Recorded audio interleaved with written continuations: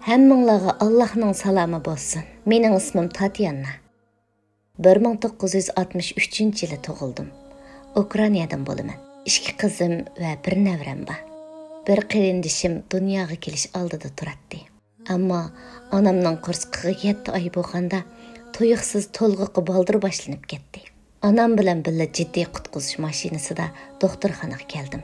Shu chaqda bak yig'lab ketgan edim. Ammo qarindishim qutqizish önüm vermey vafot bo'ldi. Bu ishdan keyin onamning bakli ko'ngli yerim bo'ldi. Xeyli uzungacha o'ziga kelamagan edi. Shu chaqlarda biz bakli namrat edik. Kiydiganga kiyim izlab do'konma-do'kon mang'atdim. Bizga kiyim berdigan yaxshi niyatli kishilarni izlaydim. O vaqtlarda men bak kichik edim. Ba'zida topalaydim. Ba'zida topolmay uyga qaytatdim. Bak duo qilatdim. Gerçi shuncha ig'ir kunlarga qolgan bo'lsaqmi, hech qachon duo qilishdan to'xtab qolmagan edim. Allohga hamdlar bo'lsinki, borgan sari sharoitimiz asta-asta yaxshilanishga boshladi. Uyimizning chiqimini qamdayalaydigan bo'ldik.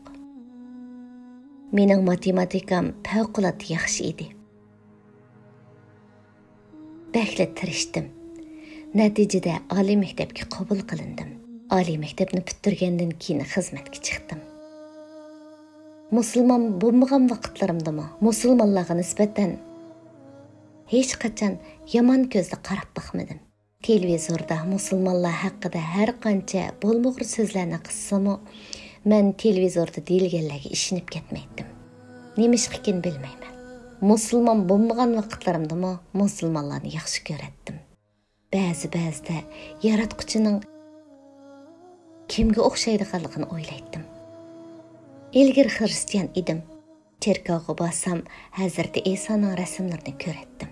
Cherkovda kishilar bu rasmning oldida tizlanib o'ltirib duo qilishadi. Ammo men yaratquchini bulardan farqli deb o'ylaydim. Ya'ni mening nazarimdagi yaratquchi hammani ko'rib, bilib turadigan, qiyin kunlarimizda bizga yordam qiladigan ulug' bir zot edi. Agar bu yerda, ya'ni cherkovda birasi vaftiz, ya'ni sug'i cho'kirilib gunohidan paqlangan bo'lsa, ularning ismlari ayrim-ayrim tizimlanib xizmatga o'rinlashtiriladi. Agar cherkovda vaftiz qilingan bo'lsangiz, xristian bo'lsangiz, xizmat tepishingiz oson bo'ladi.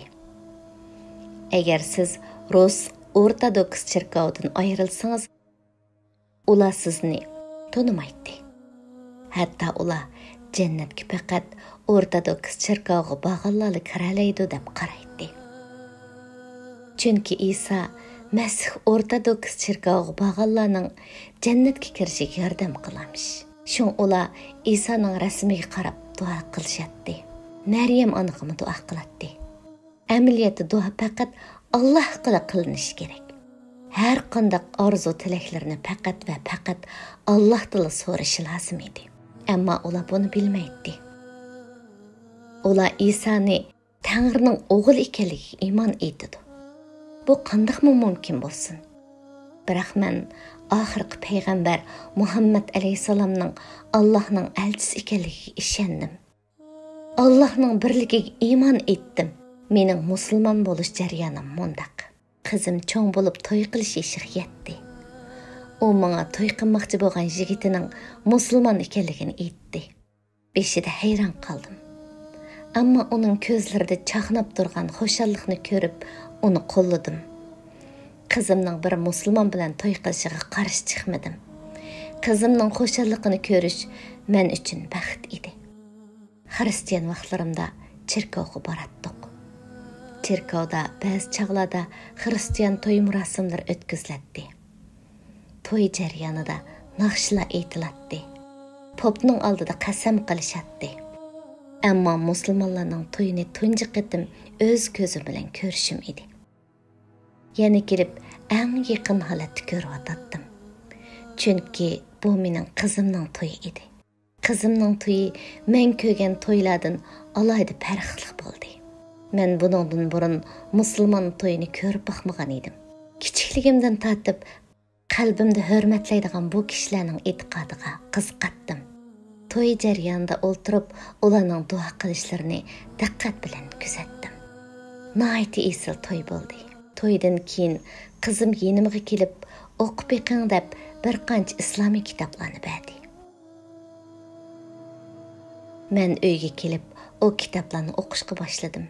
Bir tarafdan o'qib, bir tarafdan ko'z yoshlarimni tutolmadim.